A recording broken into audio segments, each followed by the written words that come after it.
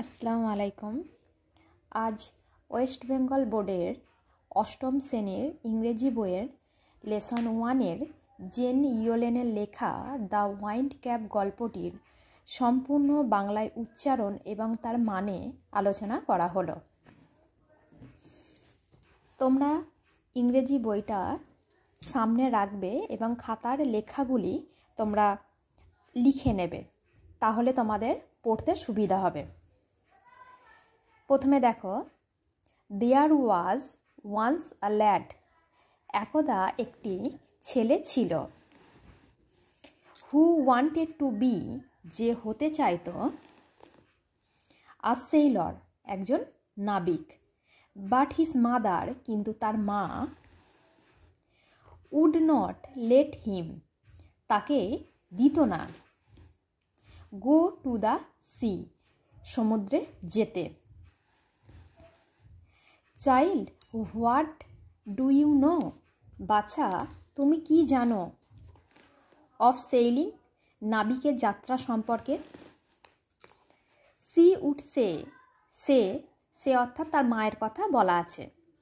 সে বলতো, you R a farmer সন, তুমি একজন চাষির ছেলে।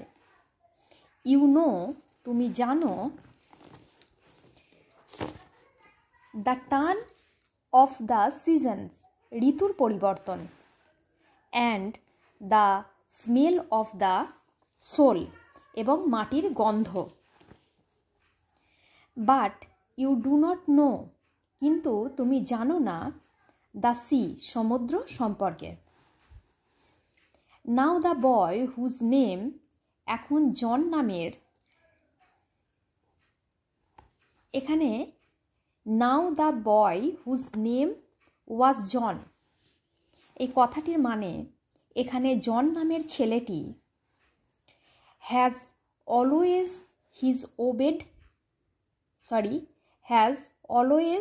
হিজ মাদার, এখানে ওবেড কথাটা লেখা নেই। Has always obeyed his mother, সবসময় তার মাকে মেনে চলতো, অর্থাৎ তার মায়ের কথা মেনে চলতো। সো হি ওয়েন্ট, সে গিয়েছিল, তাই সে গিয়েছিল। অ্যাবাউট হিজ ফার্ম ওয়ার্ক, তার চাষের কাজে। With a heavy heart,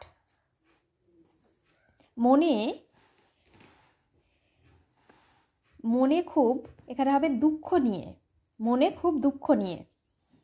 but did not again mention the sea, কিন্তু আর কখনো সমুদ্রের কথা বলেনি।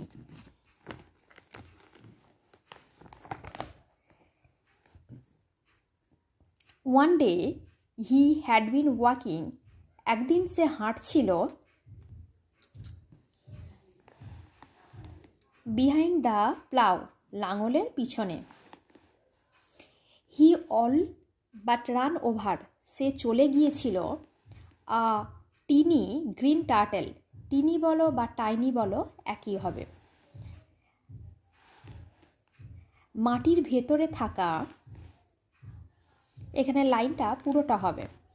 আ tiny green turtle, a clod of dirt, মাটির ভিতরে থাকা কচ্ছপের ওপর দিয়ে। He pick the turtle up, সে কচ্ছপটিকে তুলল।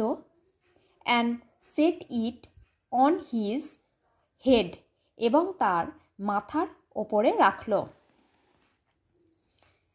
হোয়ার he knew be safe,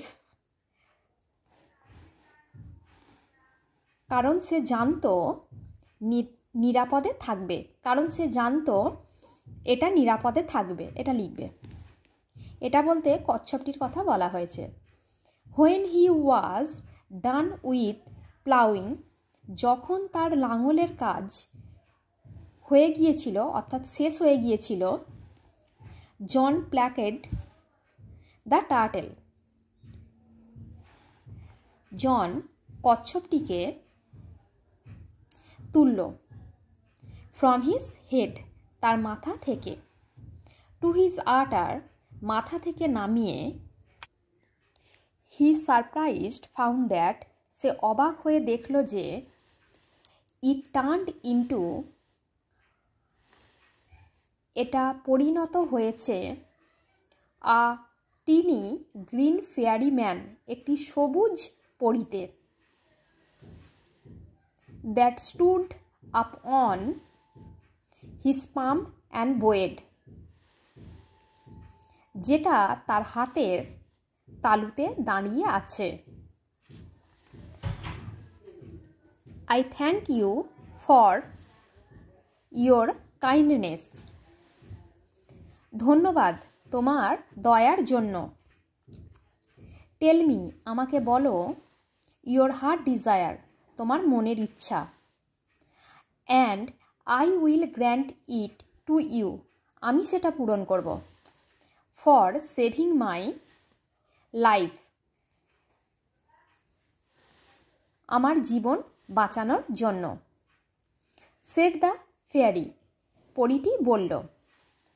John বয়েড back, জন মাথা নিচু করে রইল। বাট সেড নাথিং, কিন্তু কিছু বলল না। অলদো হিজ হার্ট আর্নেড, যদিও তার প্রচণ্ড ইচ্ছা ছিল, to go out to the sea, সমুদ্রে যাবার। হি উড নট এক্সপ্রেস, সে প্রকাশ করল না। হিজ উইশ, তার মনের ইচ্ছা। দ্য গ্রিন ফেয়ারি ম্যান, সবুজ স্বপ্নের মানুষটি,